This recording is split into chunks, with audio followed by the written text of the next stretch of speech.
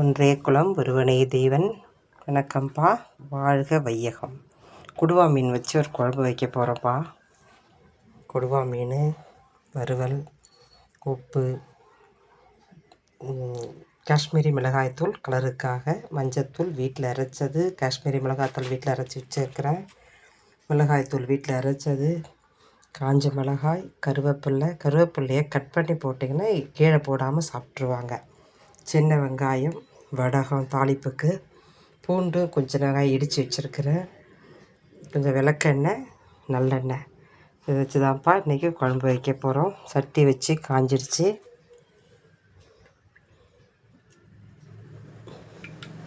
நல்லெண்ணெய் ஊற்றியாச்சு. நல்லெண்ணெய் வீட்டில் ஆடி தான்ப்பா வச்சுருக்கிறேன்.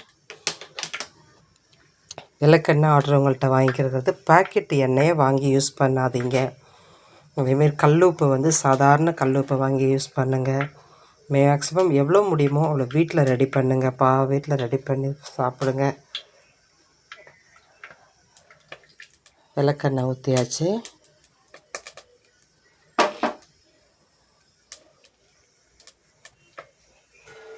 மண்பானையை யூஸ் பண்ணுங்கள். ஒரு வடகம் போட்டாச்சுப்பா.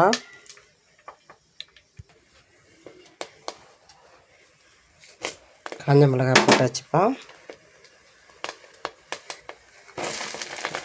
வெங்காயம் போட்டாச்சு. இவங்க வதங்கட்டும்ப்பா.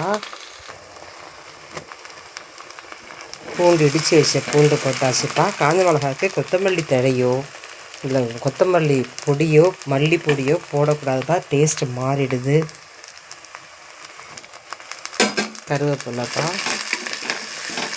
கருவேப்பிலையை கட் பண்ணி சின்ன சின்னதாக போட்டிங்கன்னா யாரும் எடுத்து போடாமல் சாப்பாட்டுருவாங்க.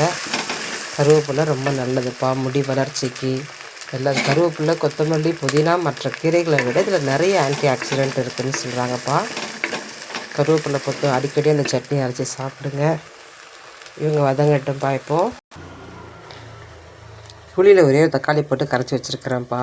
இதில் மிளகாத்தூள், காஷ்மீரி மிளகாய்த்தூள் கலருக்காக, மஞ்சத்தூள், உப்பு இவங்களை போட்டு கரைச்சி வதங்கிட்டாங்கப்பா. இவங்க ரெடி ஆகிட்டாங்க. இதில் ஊற்ற வேண்டியது தான்ப்பா. அவ்வளோதான்ப்பா, இவங்க ரெடி ஆகிட்டாங்க. இப்போ கரைச்சி வச்சுக்கிற புளி தண்ணியை ஊற்றுறோம். அவ்வளோதான்ப்பா. இது கொதித்ததும் மீனை போட்டு இறக்க வேண்டியது தான்ப்பா. கொஞ்சோண்டு இறக்கும்போது கொஞ்சம் மிளகுத்தூள் கொஞ்சம் போடுவேன்ப்பா. அவ்வளோதான்ப்பா.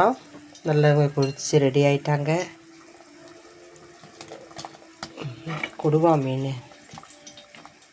இங்கே நாங்கள் இருக்கிற இடத்துல கடல் மீன் கிடைக்கிறது இல்லைப்பா. இதனால் கடலூர் போகும்போது நல்லா ஒரு 5 கிலோ மீன், நண்டு எல்லாம் வாங்கிட்டு வந்து கழுவிட்டு மஞ்சத்தூள் புளியும் போட்டு ஃப்ரீசரில் வச்சுருவோம்ப்பா. அதை அப்படியே எடுத்து பயன்படுத்திக்கலாம். அவ்வளோதான்ப்பா. இவங்க ரெடி ஆகிட்டாங்க. கொடுவா மீன் குழம்பு. சாப்பிட வாங்க. வணக்கம்ப்பா.